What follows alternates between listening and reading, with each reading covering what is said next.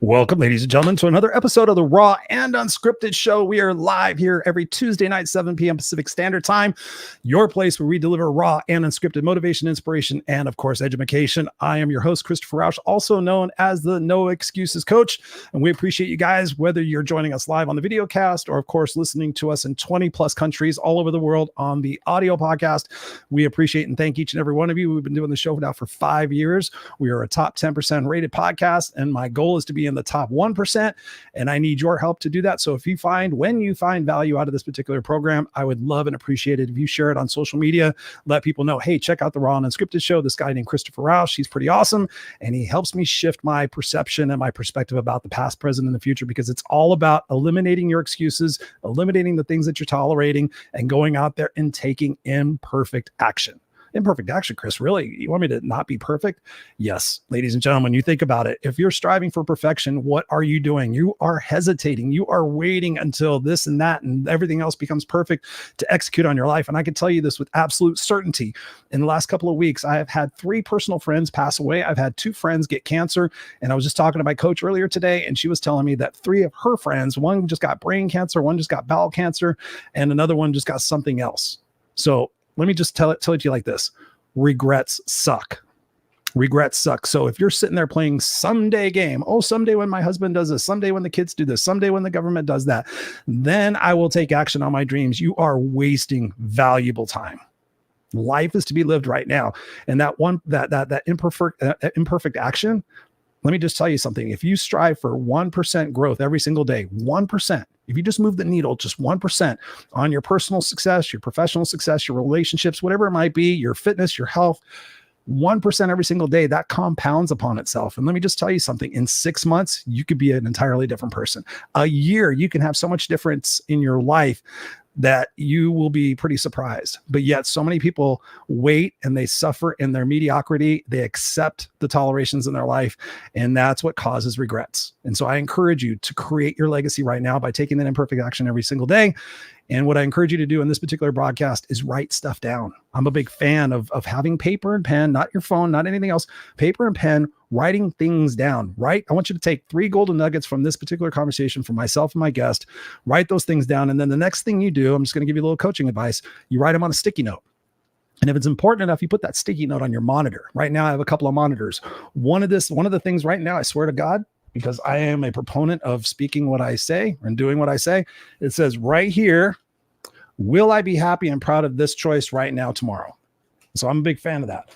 Not that I make bad choices, but every once in a while I indulge in myself, or I do something and I think, will I be happy with this choice tomorrow? And in this conversation tonight, we're going to be talking about questions. And most importantly, we're going to be talking about what it is that you can do to share your story. We've got Hooked on Humanity in the house. What's up, Nellie? She says, hello, all. Made an effort to be on time. Woohoo! Yes, thank you, my sister. I appreciate you so much. We got my other sister, Mary Kay, in the house. She says, my soul brother, let's go. We're going to go. And so without any further ado, I was introduced to this gentleman by my coach, the great Sally Anderson, quite some time ago. It's pretty incredible that I can't even believe it's already July. I think I talked to him back last year or earlier this year, but he's an incredible soul. He's got a lot of value. And one of the things we're going to be talking about tonight is speaking and sharing your story. So if you've ever thought about becoming a professional speaker, you're going to want to take lots of notes, and I encourage you to ask questions. So without any further hesitation, please welcome Steve Lowell to the Raw and Unscripted show. Steve, what's going on, my brother? How are you doing from Ottawa, Canada? From Ottawa, Canada, Christopher. Good to see you. Listen, I'm sorry for your recent loss. I didn't know that you've had those difficult times recently. So, my regrets, brother. Oh, no, thank you. Thank you. It's pretty incredible. You know, as we get older, obviously we're getting older. I think those experiences are going to be more commonplace. And it just reminds me to reach out to people on a more frequent basis, tell people that I care about them, that I love them, that I, if I'm there for them, if they ever need anything.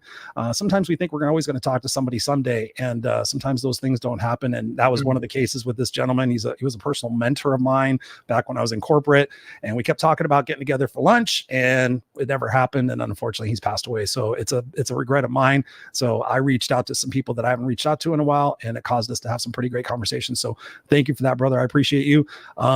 Yes, I was just going to say this. Mary Kay is in Canada as well. I believe she's near Toronto. She can type in the place she's from, because I don't know if I know it, but thank you, brother, for being here on the Raw and Unscripted show. And my first question to you is, given how I kind of prefaced the show and you heard that, what do you want people to walk away from this conversation knowing, feeling, understanding in their heart of hearts based on your experiences in life? Well, I mean, that's a big question. There's really so much, but given the fact that we're going to be spending our time speaking about speaking, and that's sort of what I do, that's where I live.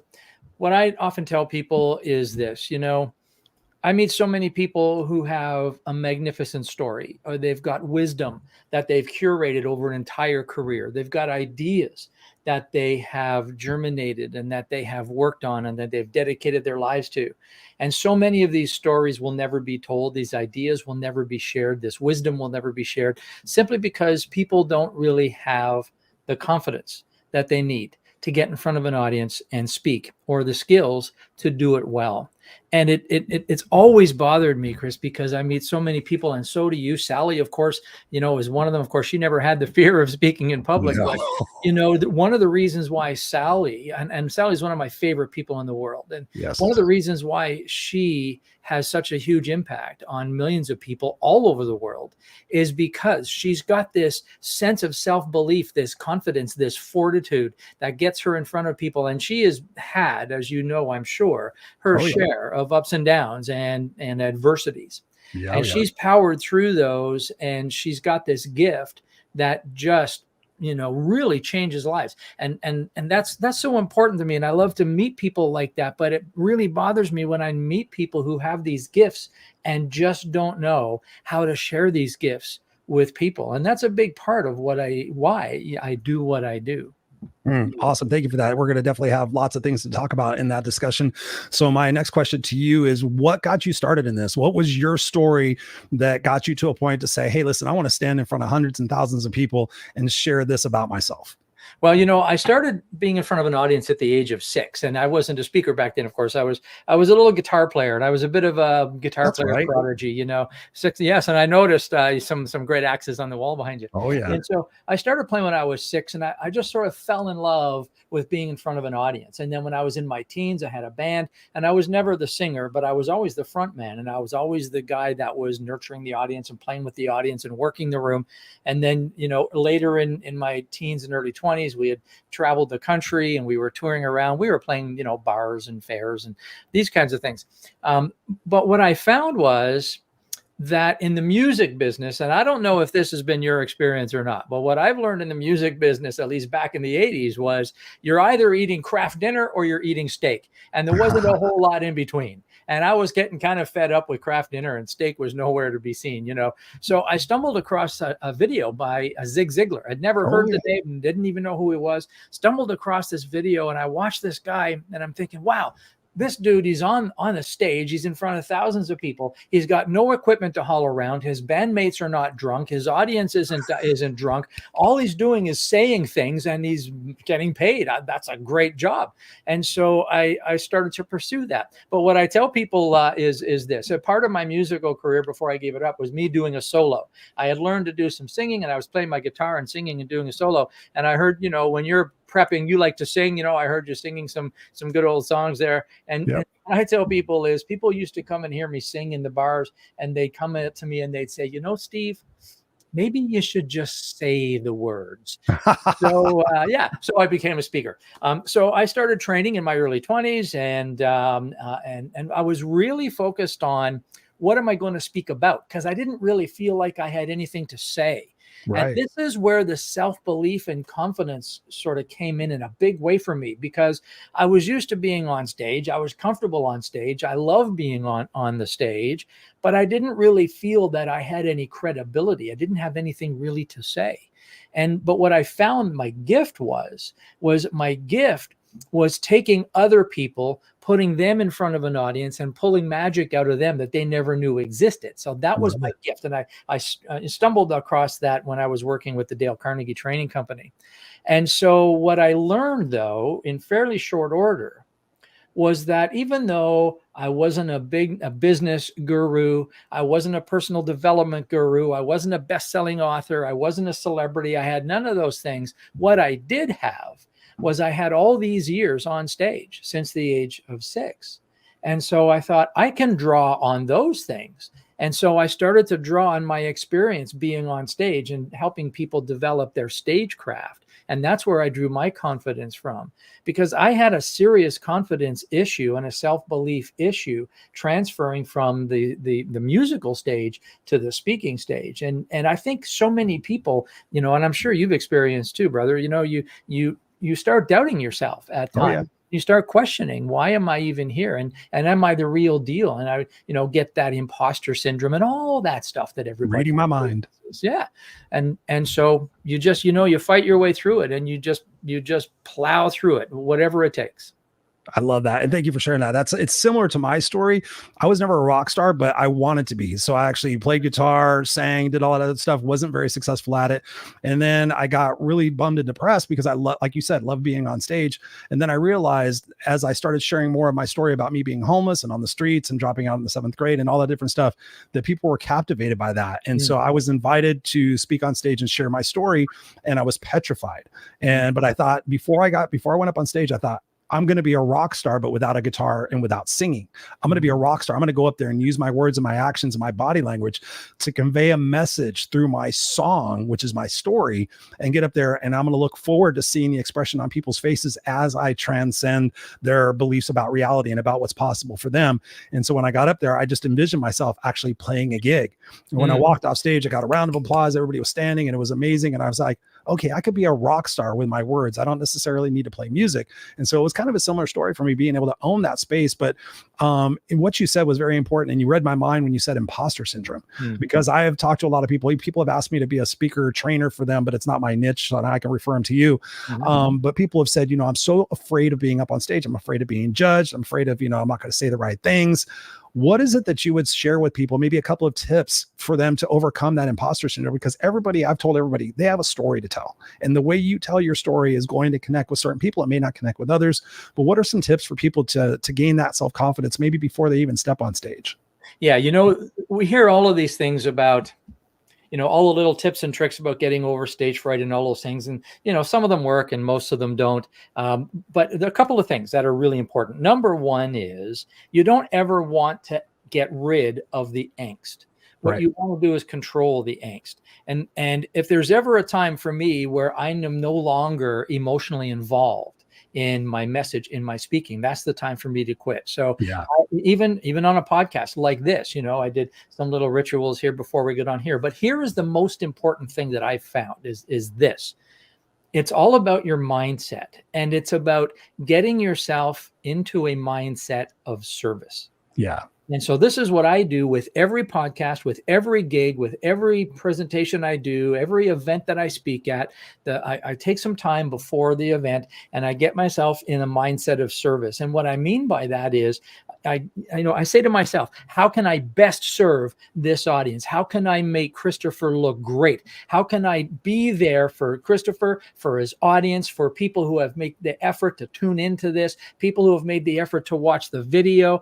I have a responsibility in my mind to everybody who affords me their attention, which I think is their most important, their most expensive, and their most protected resource. It's not their money. It's not even their time. It's their attention. And so if somebody is affording me their attention, I have this sense of duty to serve them the best way that I possibly can. And what that means is I get my mind off myself. I get my mind off I'll stutter every now and then. You'll notice that I'll do false starts. I don't care about perfection as a speaker. I don't care about if my shirt looks good. I mean, so many bad things have happened to me on stage in the music world and in the speaking world. I just go like this, shrug them off the shoulder, because my purpose is to serve. And in serving, what I try and do is this. I've always said this, that speaking is not about a transference of information. Because if it was, I could just send you a PDF with all of my stuff in it. You can take it to the bathroom and read it, and you don't need me anymore. Right. Speaking is not a transference of information. Speaking is a transference of emotion, which means I want you to feel about my message the way I feel about my message, because that's where action is sparked. That's where change occurs. I'm not going to try and convince an audience to do something. I'm going to inspire them so they must do something. And to do that, I need to be in a position and a mindset of service. And when I get in that mindset of service, everything else just melts away. I love that. I love that. And what you were talking about reminded me of fear versus excitement, because so many people are afraid. Oh, I'm afraid of this. I'm afraid of screwing up. Blah, blah, blah. I'm like, reposition that to be excitement. And I give them the example. I was standing here in Southern California at Magic Mountain. And it's a true story. The people in front of me were all excited. I was a little petrified. We were in front of Colossus, and the people in front of me like, oh my God, it's going to be so much fun. Are we going to put our arms up? Da, da, da, da. They're going on and on about the thrill and da, da, da. There's no loop to loops. No, I think there is a loop. All excited. And we were standing there for like 2.5 hours. So I got a lot of time to think. And then the people behind us, not the people directly behind us, but the next set of people behind us, they were talking about, oh my God, it's so tall. And what if the maintenance person didn't show up? And I sat there and I stopped. And this was in my 30s. So it was a while back. I stopped and I thought, fear and excitement, same thing, different perspective. And that's what I thought about when I go on stage, is sometimes you got to have those butterflies, because that lets you know you're alive, right? Like you said, to your point, if you're not nervous about it, then don't do it, because there's got to be some sort of sense of excitement, not to the point you're going to pass out, but to have that sense of excitement. So when you are coaching somebody who has, sometimes people have uncontrollable like fear, they have that anxiety, they almost get paralyzed. What are some things that they can do before whether it's going on stage or doing something else, what are some things people can do to control that anxiety and reposition that fear perhaps to more of excitement? Like, oh my God, I get to share this message. Oh my God, I get to go up there and do these things. I've done some funny things for people to help them overcome their fear of speaking. But I'm interested to see what you have for people that are watching and listening tonight. Sure. Well, generally, the people who come to me, they're past that point generally, because I work mostly with professional speakers, people who are stepping into the professional speaking world. So generally, they're not at that paralyzed type level. However, every now and then, they do come. I meet those people, and I used to do a lot of work at the more introductory level. So what I would do is tell them this. The first thing I would do is, if you are that, if it's that strong where you're feeling kind of paralyzed and you don't want to take the stage and it's kind of holding you back, first thing I do is say, go to Toastmasters. I'm a huge fan of Toastmasters. Now, I'm going to preface that by saying Toastmasters will not prepare you to be a professional speaker. Although some people have made that jump. Oftentimes when people come to me, they've been in Toastmasters for 5 or 6 years, and they say, Steve, I'm going to be an easy client for you because I'm a Toastmaster.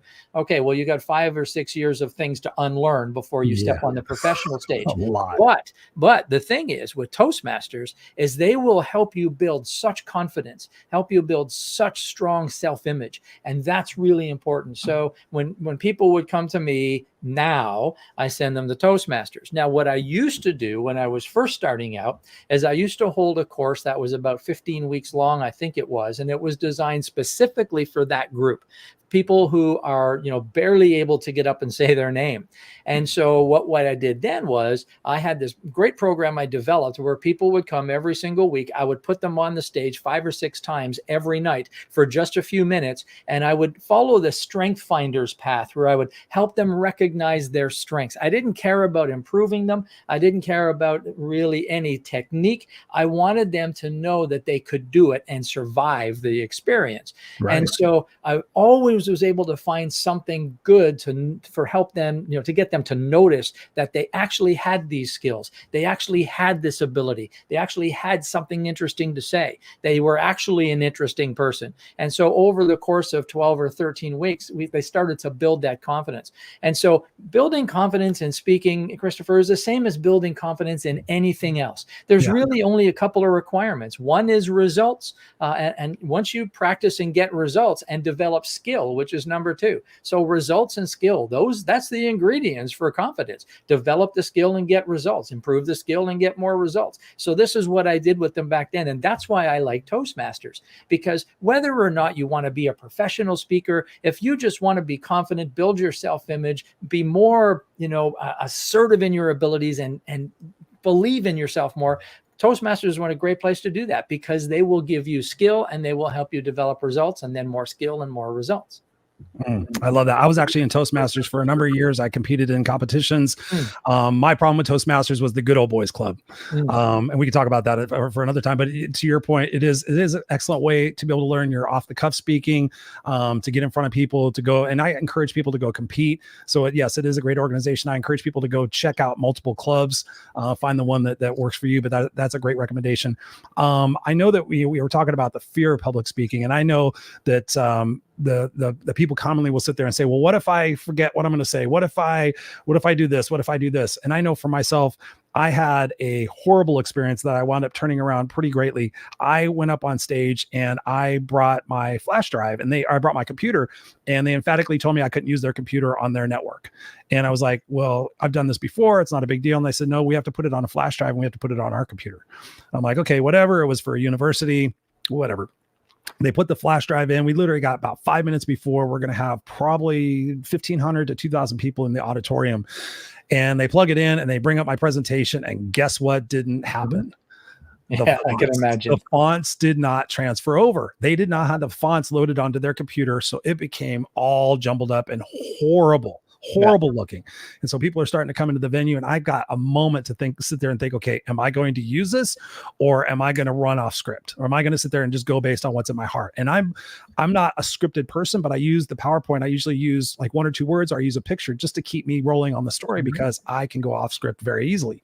And so I sat there and thought about it. I'm like, oh my God, I'm almost paralyzed. But I thought, okay, fuck it. I'm just not going to use I'm not going to use this, but I'm actually going to use this as a training point, because part of my speech was talking about overcoming fear and being able to be more authentic and congruent in yourself and not have to worry about being so scripted. Hence the name of the show is on Raw Unscripted. Sure. And so I wound up doing that, and it turned out to be phenomenal, because I sat there and I said, before I started, I sat there and said, I'm going to trust that everything that I say is going, to your point, is going to be of service to people. Mm-hmm. And so I wound up saying, like, ladies and gentlemen, how many of you guys would be paralyzed if your PowerPoint didn't work in front of a business presentation? Everybody. And I said, so here's what I want to share with you. And I clicked the screen. I went from black and I said, ladies and gentlemen, I said, my PowerPoint is up here. I said, there's no way I can use this. There's no way you can follow it. So if you're with me, I said, I'd like to turn this off and just speak from my heart. Are you guys okay with that? Mm-hmm. And everybody applauded. So I gained their trust, and I gained everything. Wound up doing an amazing speech. Because I use acronyms, and for what I remembered, I knew I was going to talk about dream, believe, achieve. I knew that was my thing. So I prefaced that with, whenever you guys are doing something, think about what it is that you want to say, whether it's a personal conversation, a business conversation. Think proactively, use an acronym in your brain so that can kind of keep you on track and keep you motivated. So when you're helping clients out, let's talk about before we go into this, what was the situation for you on stage where you had something, because you said you've had plenty of experiences as a professional speaker. Perhaps share a story that you had that caused you to kind of get your ass to pucker a little bit, and you had to think on your feet. Well, I mean, there's been millions. So a few things. Number one is I don't use PowerPoint anymore, ever. For a lot of different reasons. And when I'm training my speakers, I encourage them not to use PowerPoint ever, unless it's absolutely 100% mandatory. There is no other way for the audience to get the impact of the message. Then you can use a slide or something. Why is that? Well, because I have nothing against PowerPoint, Christopher. I just have, I don't like the way that people use it. For example, usually when they read it. Well, here's the thing. I'm very, very strict with my clients who are being trained to be professional speakers. And the bottom line for me is this: if you're going to be a professional speaker, then you need to go through your content till your content comes through you. And that means that if you have to rely on a PowerPoint slide to keep you on track, and nothing against what you just said there, brother, but everybody does that. Yeah. If you have to rely on a PowerPoint slides to keep you on track, then in my judgment, you're not prepared. You're just not ready. And if let's say the PowerPoint goes out, because that happens all the time. The font doesn't transfer, the video doesn't work. It happens all the time.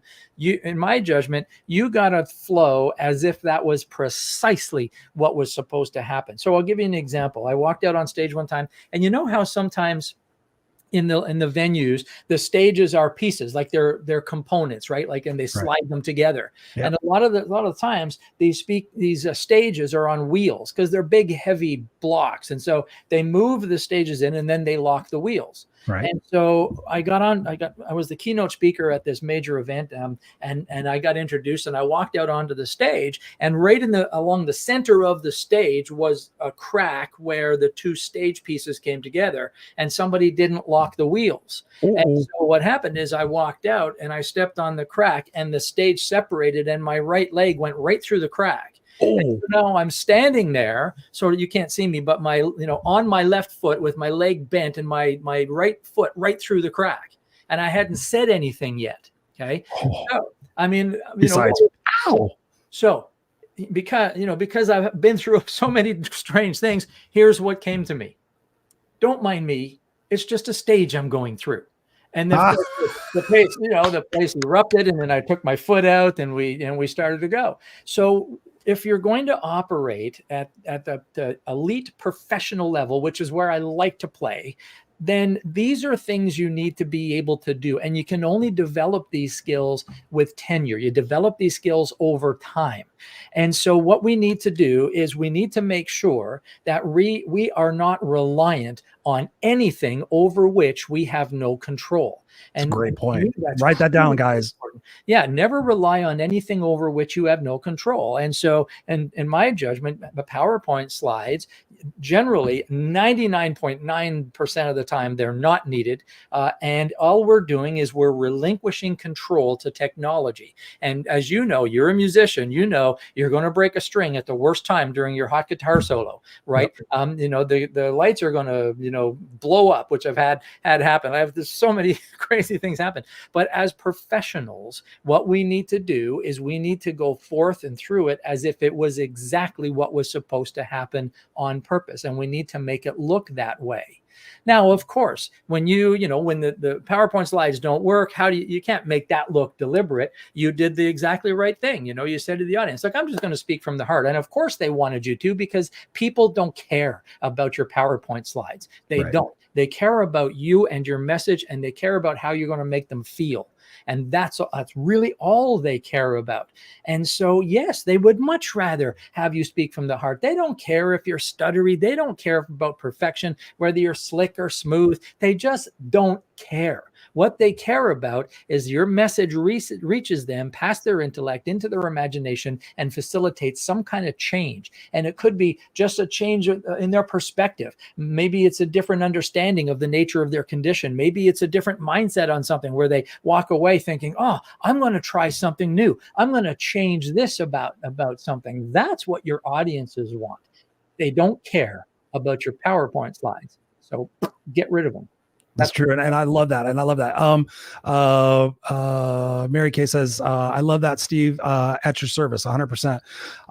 With that, one of the things that I struggled with when I first got into public speaking, professional speaking, was being a version of myself that I wasn't. I thought I had to go up there wearing a suit and tie. I thought I had to do the little triangle pose. Good afternoon, ladies and gentlemen. I thought I couldn't swear. And I found myself being very successful at it financially and otherwise. But I found myself coming off the stage at a multi-speaker event where there was a few famous people there. I won't mention their names, but I went backstage and I realized, I looked around and I said, we're all wearing the same suit. We're all wearing the red tie. We're all basically saying the same thing, but yet the difference in our delivery, I guess, is the products that we're offering at the end. And I thought about it for a second. I felt dirty. I didn't feel like I was being true to myself. And I thought about it and I thought, okay, what would happen if I just went out there in a pair of jeans and a t-shirt and my bandana? Because I hate sweating. I hate sweating on stage. I would constantly be doing this thing. And I thought about that. Simultaneously, after I decided to do that, I was invited to speak somewhere. And I sat there and I said, is it okay if I don't wear a suit and tie? And they said, well, we prefer you to, but that's fine. And I didn't do a PowerPoint that time. And I walked out there feeling comfortable in my own skin. And I felt that was probably one of the best talks, not a speech, was probably one of the best talks I ever gave, because I was comfortable being me. And from that point on, I never put a suit and tie on again, even though I worked with the great Les Brown. I had Les Brown. I was just showing somebody a picture of it today. They were asking me to come speak at an event. And I sat there and we got on the subject of speakers and who they respected. And they said Les Brown. And I sent them a picture of Les Brown wearing a bandana. I had Les Brown say to me at the Sheraton Gateway Hotel, he said, Chris, you're a phenomenal speaker. He goes, I can't do this. And I wasn't like this. I wore a tie with a untucked shirt. I had the bandana on, not the hat. I had jeans on. So I was kind of professional, kind of rocker in a little bit, just developing my own unique style. And he says, I could put you on stage, but you have to wear a suit. And I looked at him and I thought I was crazy for saying, I said, Les, I love you to pieces. I am so grateful for this experience to have you train me, but I have to be true to who I am. Talk to us about that, because so often people want to put on the air of they're the professional and they're this and they're that. But how important is authenticity to being a great conversationalist, I guess, not a speaker necessarily, but conveying that message? How important is that authenticity component of this? Okay, so you hit upon two things there, because authenticity is a big word, and I'm glad you brought it up because I've got some thoughts around that. But let's park that for a second. I'll come back to it. But when you're the type of authenticity you're speaking about now is, how I feel when I'm dressed, right? So Yeah. I always wore a suit and tie too. Back then, that was me. I felt very comfortable that way. Then I ditched the tie and put on some jeans and a shirt, and I still like to wear a sport jacket every now and then because that is me. I like the way I feel that way, and sometimes I just dress like this now, so it's I'm kind of dropping off all of the formal stuff. But it's so important that we feel comfortable in our space when we're speaking, because if we're not, then our attention goes there and we come out of a mindset of service. So I like to dress according to the event and how I think I'm going to be comfortable. So with some events, I'm going to put on, a sport coat, a jacket, and, other events, I'm not.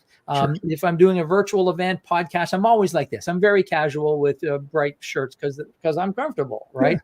So from and that, you got a bright personality. Yeah, and that well, thank you. But that type of authenticity, I think, is really important. And if Les asked me, I don't know Les well. I've met him only a few times, but if he said to me, Steve, I want to get you on the stage, but you have to wear a suit and tie, I'm not sure I would say no, but I wouldn't, because I'm just not that uncomfortable in a suit and tie, right? But if I was supposed to, if I had to wear something that I'm not comfortable in, I wouldn't do it. I wouldn't do it.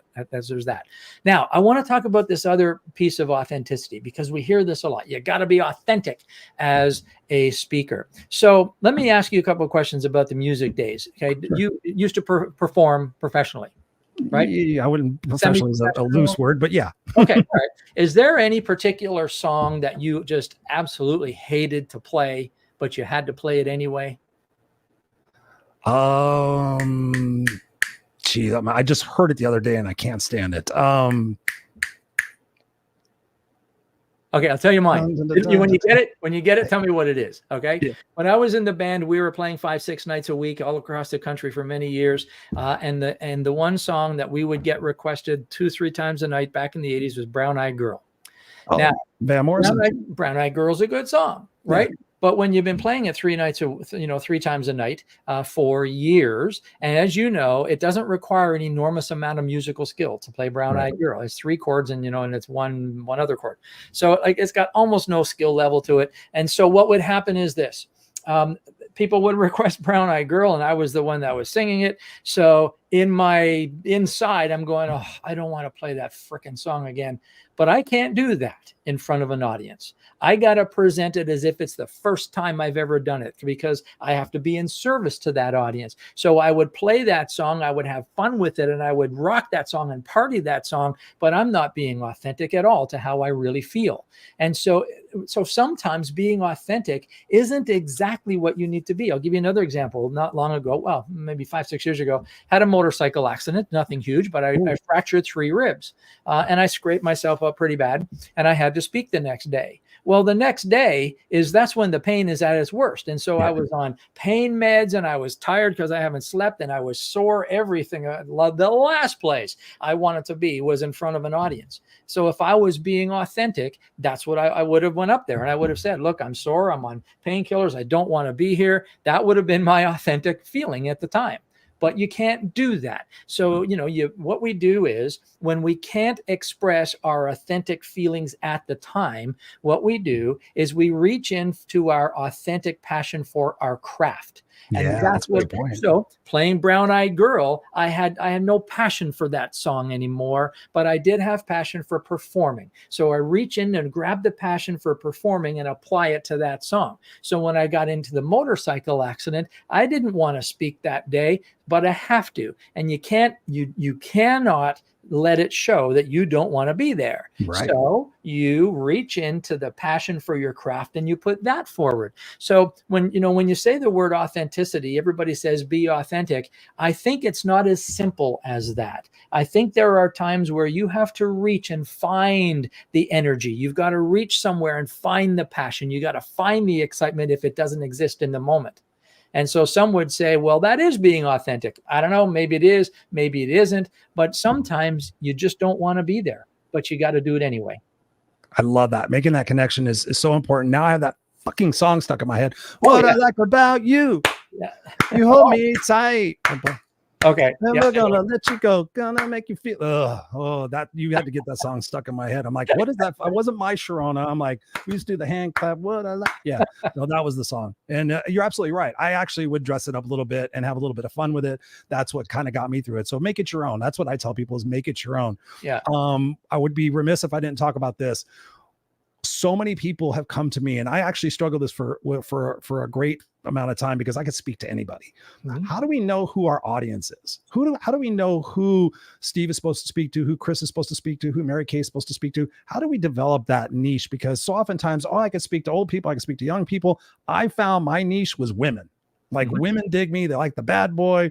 Guys are usually, I'm not a guys guy. So I found that women, professional women were my jam. That's where I get a lot of my speaking gigs, professional women's associations and things that I need. It took me a while because like, oh, Chris, you should be speaking at Harley Davidson and strip conferences and music conferences and all that and bartending and all this stuff that's not traditional business.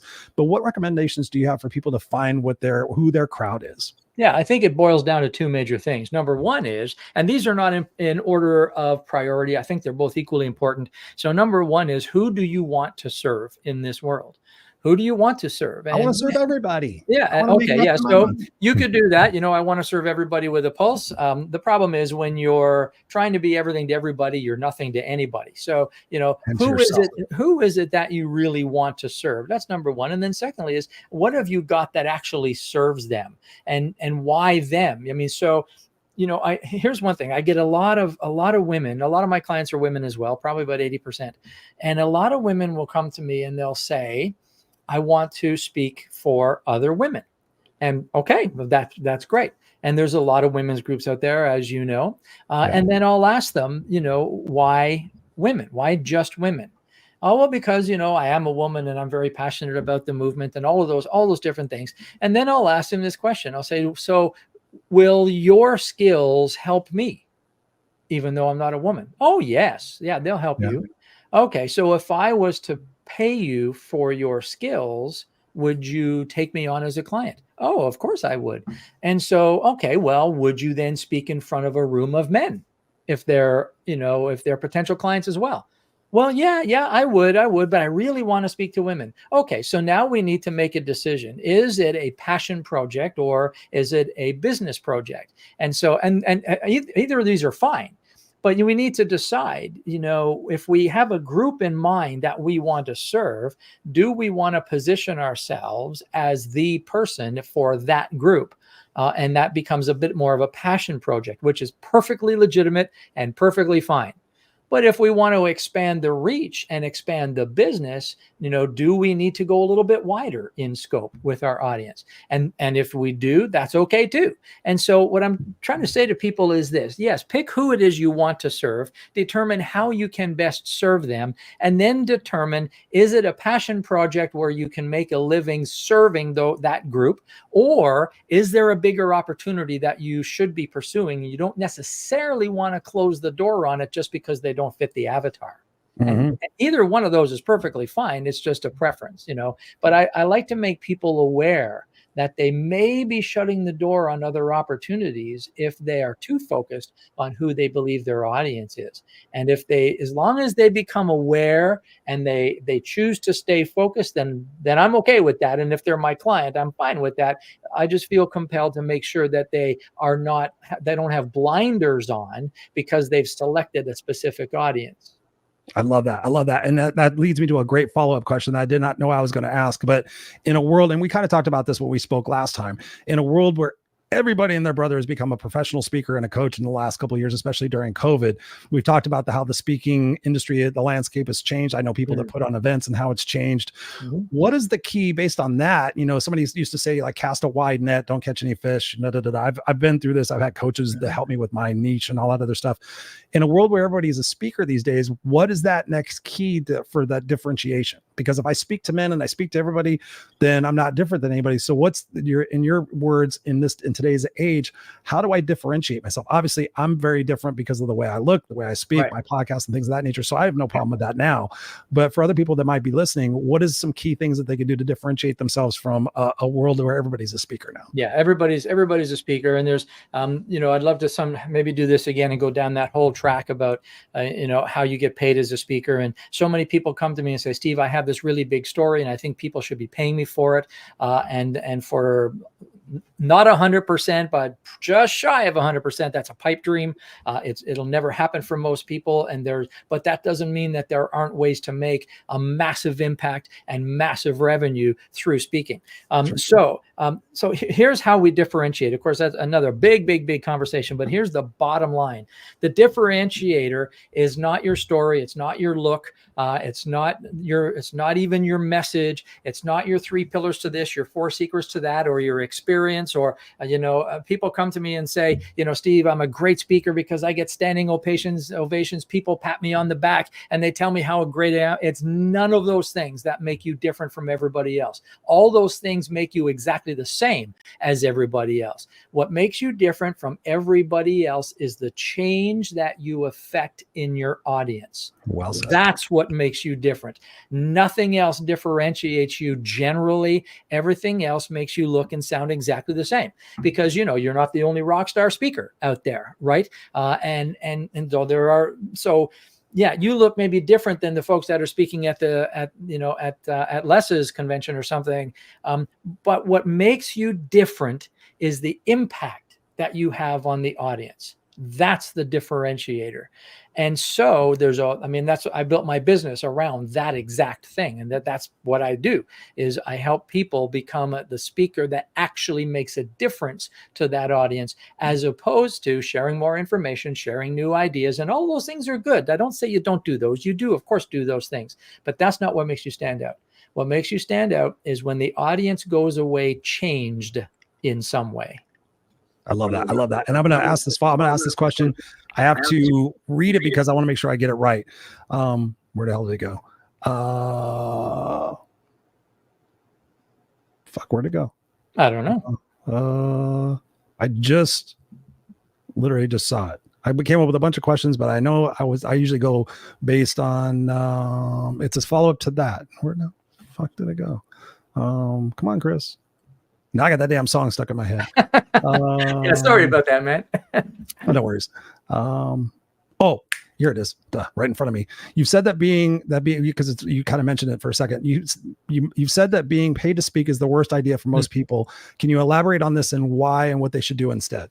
100%. I had to write that down to make sure I said it right. Yeah. Okay. So a little bit of background about that. Okay. And you were so right when you said, since COVID, everybody wants to be a speaker, and it's true.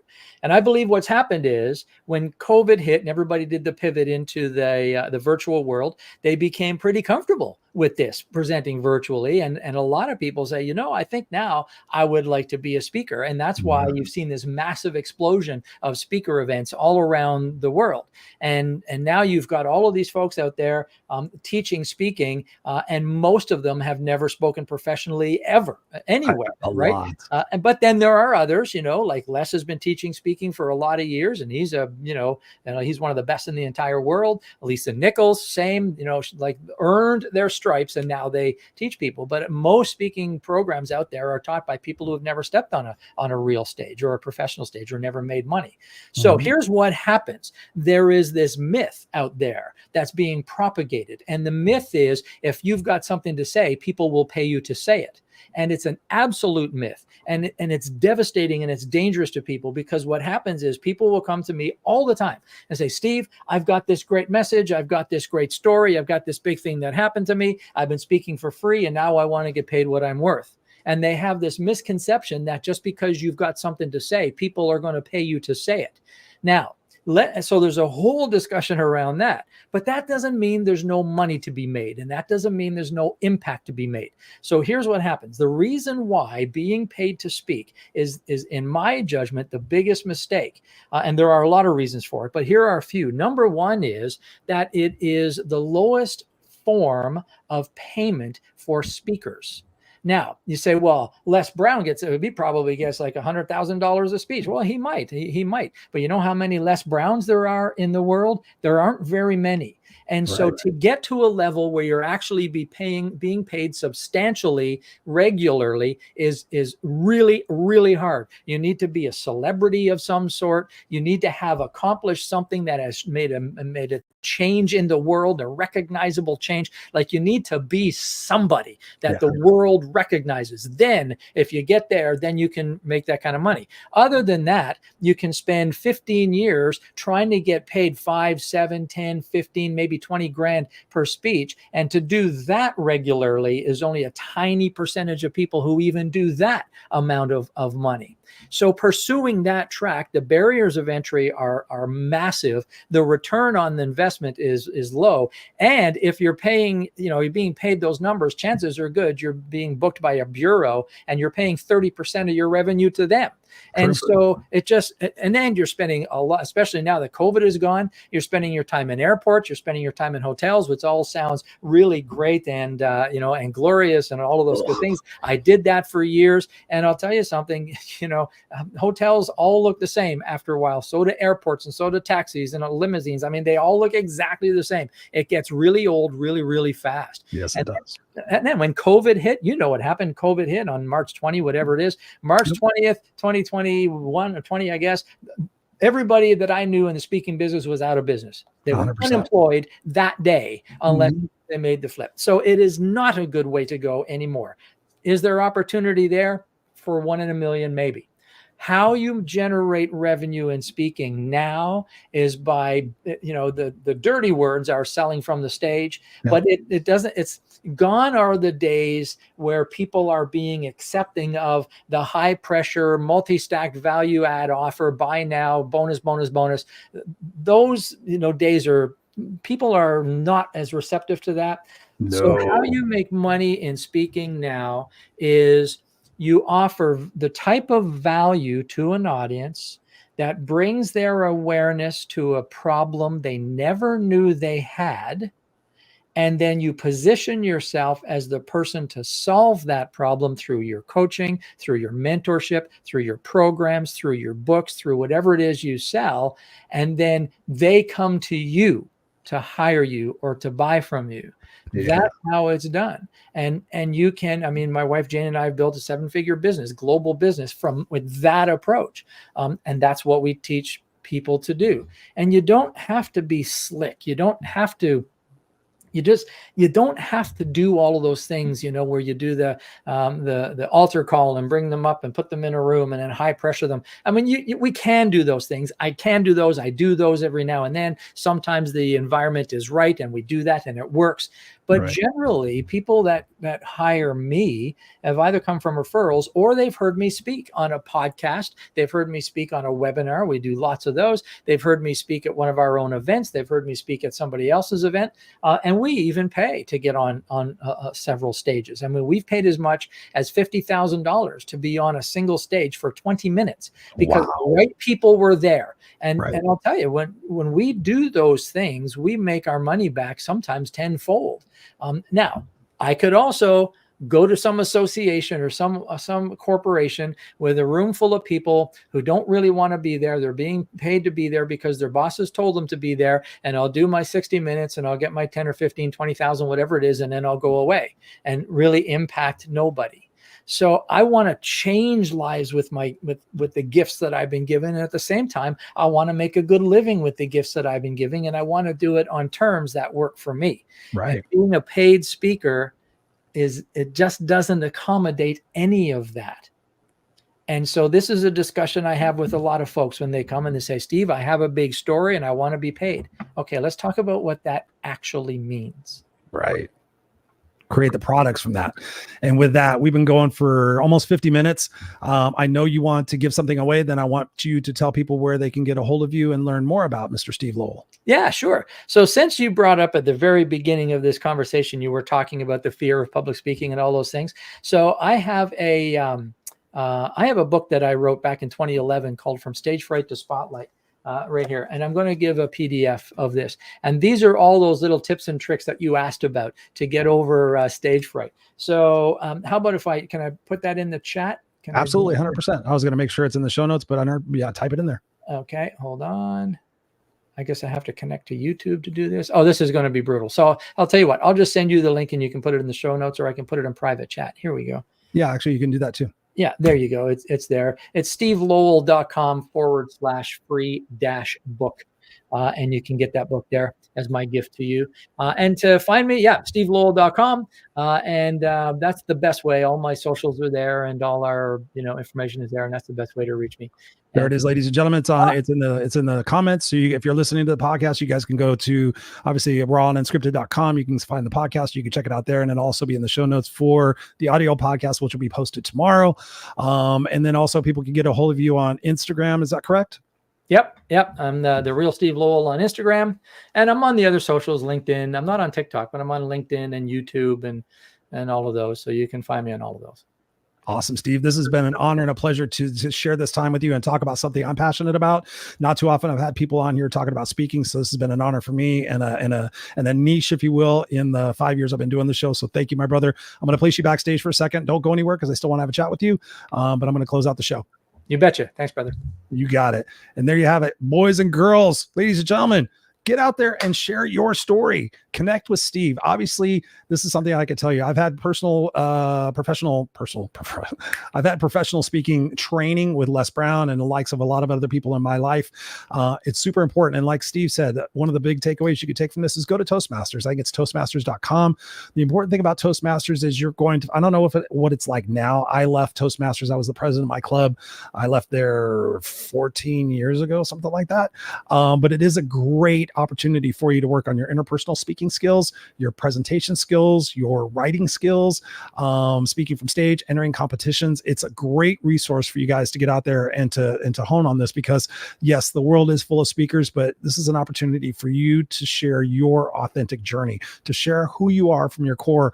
And what you could do is you can go out there and you can ask people in your community for lunch and learns. You can go in there and speak to the hall employee meetings. You can do things of that nature to get your feet wet. But I highly encourage you to connect with Steve, because that way you get the professional experience, because you don't want to waste time. You don't want to sit there and build your speaking career over the next 10, 15 years. You want to expedite that. And that's when you work with professionals. That's what you get when you take it seriously and you make it a priority in your life. So if you've been dabbling or thinking about becoming a professional speaker, there's a lot of people out there doing it. But when you hire a professional, you expedite your success into doing that. And what I want you to really think about is like Steve said, what is it that you would want people to walk away from a conversation with? When you think about the interpersonal conversations that you have, just expand upon that and think about that from a stage presence. So who do you want people to walk away? That's why the first question that I always ask my guests is, what do you want people to walk away from this conversation knowing and understanding tonight? Think about that in your brain. Think about that in your mind. And then what you do is, instead of telling people that you're going to become a speaker, tell people that you are a professional speaker. When you're at a networking event, and I highly encourage to go to a networking event at least once a week. It's something that I personally do. And go out there when somebody says, what do you do? I impact people at a cellular level. That's what I tell people. Sometimes it all changes, but they're like, oh, tell me more about that. What do you do? Well, I do professional speaking, and I'm also a mindset coach. Oh, tell me more about that. Okay, how would it feel like if in your organization you had everybody that were operating and rowing in the same direction? Would that be of value to you? Oh my God, yeah, Chris. Okay, can I tell you a couple of things that I would share with your audience? Preface that, get people seated and get them thinking about what it is that, like he said, what makes your message unique. And that comes with like really getting very specific with your niche, whatever it might be. So if you're serious about becoming a professional speaker, connect with Steve, get his book. Again, for those of you guys that are listening to it on the podcast, it's stevelowell.com/free-book. And again, you can check it out in the show notes. But I encourage you to do that, because everybody has a story to tell. And it's a blast. I can tell you this, I've done a lot of amazing things in my life, but when I'm speaking from stage and I look out in that audience and I'm sharing something and I see somebody's facial expression go, there is no other feeling like it. I mean, I can imagine it to being a rock star. I'm not necessarily a rock star, but when you share something and you see a crowd of people go, oh, and then you walk off stage and people go, oh my God, when you said that, that really hit me. And I've had plenty of those experiences where people high-fiving me after the speaking gig and stopping me and telling me, hey, Chris, I've never heard it said that way. So think about it for yourself. Think about the impact that you want to leave. For me, I want to leave an amazing legacy that says I impacted millions of lives. And so when you speak from stage, you get that opportunity to do that. So again, connect with Steve at stevelowell.com. Lowell, in case you guys are wondering how many L's are in his name. And so if you got value out of this particular podcast, and I know you did, please share this on your social media. My goal is to make this a top 1% podcast in the entire world. Right now, we're in the top 10%, which is pretty phenomenal. But I would appreciate you sharing this out on your social media, saying, hey, listen, I listened to this conversation. I took away these 3 things, and let's go out there and make a deeper impact. And I will be back here next Tuesday night, 7 p.m. Pacific Standard Time. I think we have, let me just confirm this because you guys have asked me to make sure I tell you who's going to be on the show next week and what we're going to be talking about. I think we have Tiffany Kaddish is going to be on the show next week. Talk about a phenomenal story, talk about impact. You guys are going to be moved to tears probably, but then you're going to be moved to action. So tune in on the video cast next Tuesday night, 7 p.m. Pacific Standard Time. You guys can go to rawunscripted.com, raw and the word and, or you can go to any particular podcast service and you can type in Christopher Rausch or Raw Unscripted, and you will find my other podcasts out there, and together we can make a difference. So if you know of somebody who should be on the show, send me a message, info@noexcusescoach.com. Truth be told, we are booking into January of next year of 2025. I'd actually just sent an invite to somebody who has been dying to be on the show. So they're going to be on here in January 2025. Take notes, take action, be your authentic self. I love you guys. I will see you here next week. Go out there and be raw and unscripted in your own life.